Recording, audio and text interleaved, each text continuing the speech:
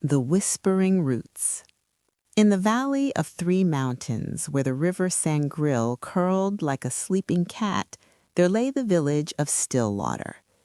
Its people were good, sturdy folk.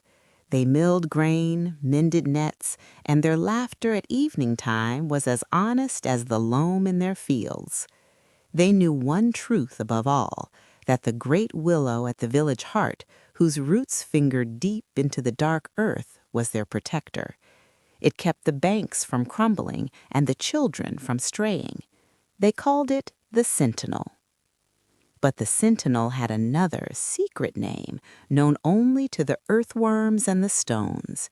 It was the Keeper. And its roots, vast and ancient as time, remembered everything they touched.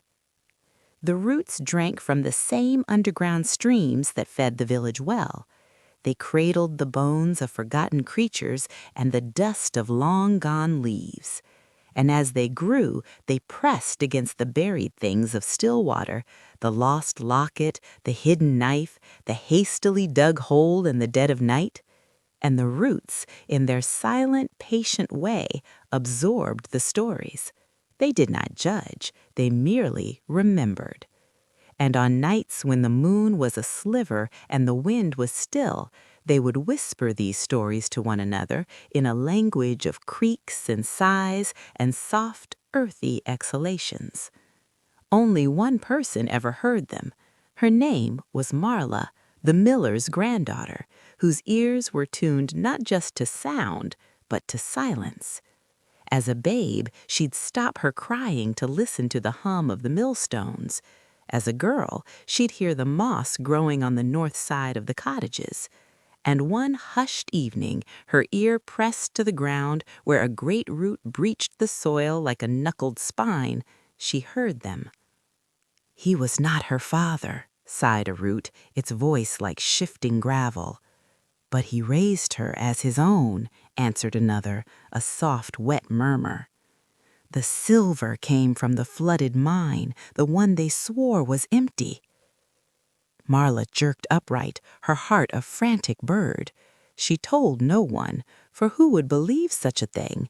And the whispers were slippery, half-told tales. But curiosity, once rooted, grows wild. Night after night she returned, lying on the cool earth, listening.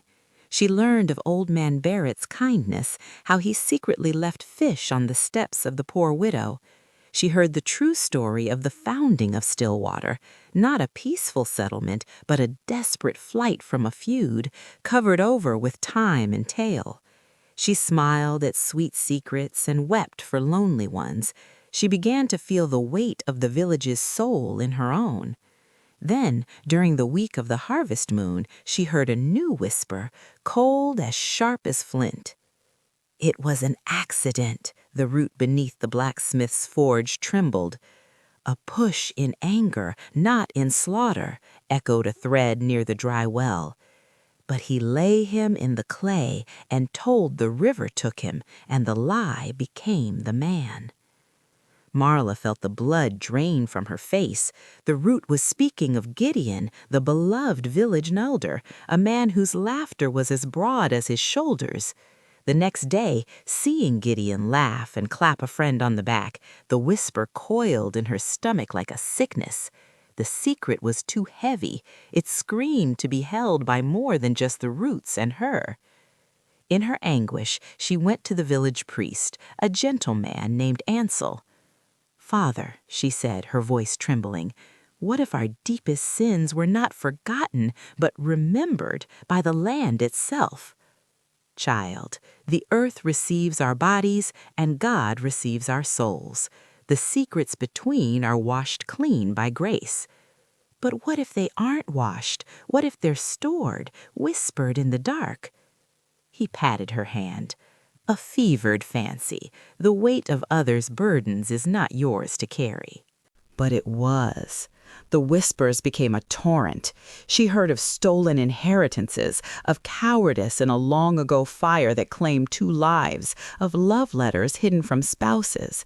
The idyllic tapestry of Stillwater began to fray before her eyes, revealing tangled, ugly threads.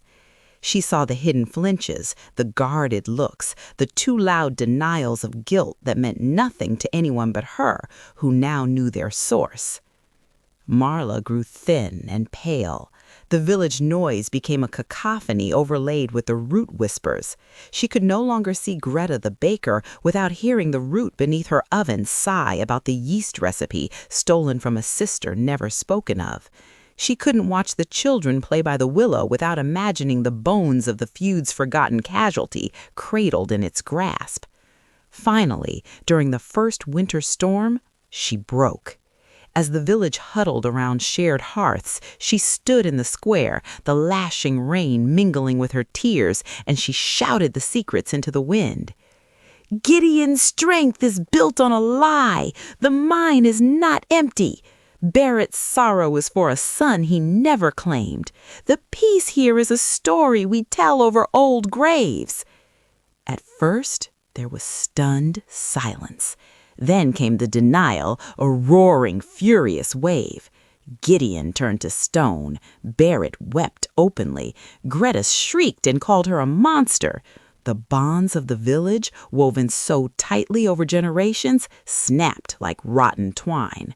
Accusations flew. Fights broke out in the muddy square. Stillwater was no longer a community, but a collection of raw, exposed nerves.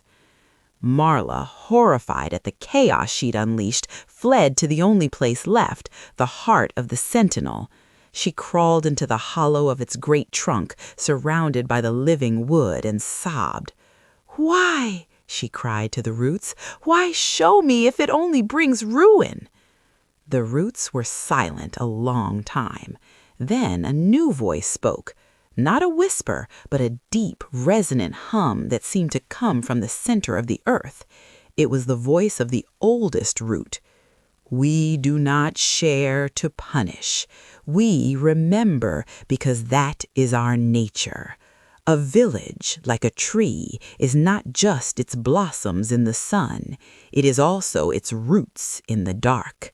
The rot, the stones, the buried things, they are what it grips to stand tall.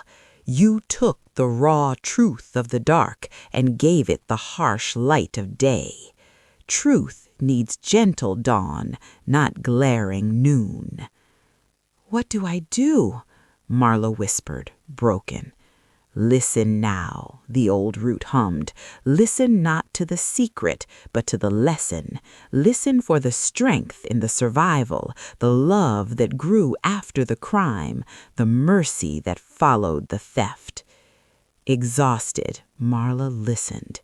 She heard the root beneath Gideon whisper again of the accidental death, but now she heard the decades of penance, the anonymous gifts, the fierce protection of the dead man's family. She heard Greta's stolen recipe, but also the daily bread she gave freely to the hungry. She heard the fear behind the feud and the profound, weary hope that built Stillwater as a sanctuary from it. The next morning, Marla emerged from the willow, muddy and hollow-eyed. The village square was a battlefield of silence. She walked to the center, and with a voice worn soft by tears and wisdom, she did not confess for others, but spoke for herself. "The roots remember," she said, "but they also hold. They hold the willow upright through the storm. We have only heard the memory. We forgot the holding." She looked at Gideon, at Barrett, at Greta. "I have learned that a secret known is not a weapon to be thrown. It is a weight to be shared or a wound to be healed. The roots know everything, and yet see, the Sentinel still stands. It does not tear itself apart. It uses what it knows to find deeper ground." She placed her hand on the willow's bark. "I will speak no more of your past. That is between you and the roots, but our future is between us.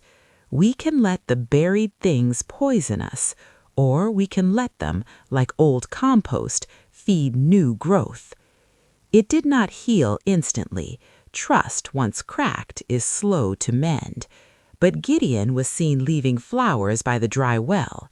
Barrett took his secret son fishing. Greta taught her rival's daughter how to bake. They did not speak of why. They simply began again to weave. Marla became the village's first and last listener. She taught that the whispers of the earth were not for scandal, but for understanding the full measure of a life, the shadow that gives the light its shape. On her deathbed, she asked to be buried not in the cemetery, but at the edge of the Sentinel's roots. "Let them remember me too," she said, "the girl who heard too much, learned too late, and tried to grow wisdom from the wreckage." And if you go to Stillwater today, now called Willowhold, you'll see a thriving village. They are not people without secrets. They are people who understand that beneath every life and every home there are whispering roots, and they have chosen, wisely, to build their houses not in fear of the dark knowing things, but in gratitude for the strong, deep, holding ground.